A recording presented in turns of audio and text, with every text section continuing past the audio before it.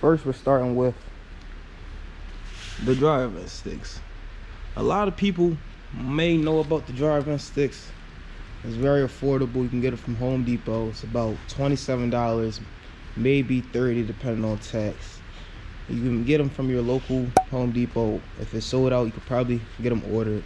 I'm not sure about Lowe's and all them other stores, but we got these specifically from Home Depot.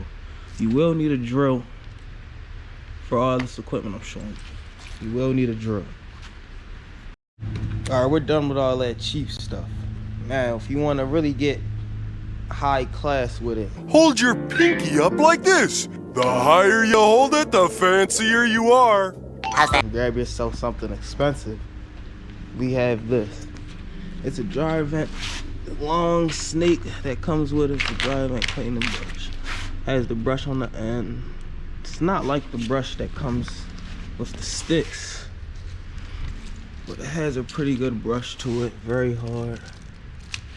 This is about $300. Huh? Many different ones, longer ones, shorter ones.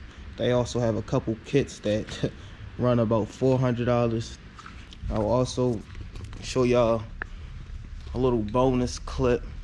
We have one more thing we like to use sometimes if we get into a sticky situation where we can't use the snake or the sticks. That will be in the next video. I'll break down what we do to the dryer as we're cleaning from outside, or if we need to clean it from inside.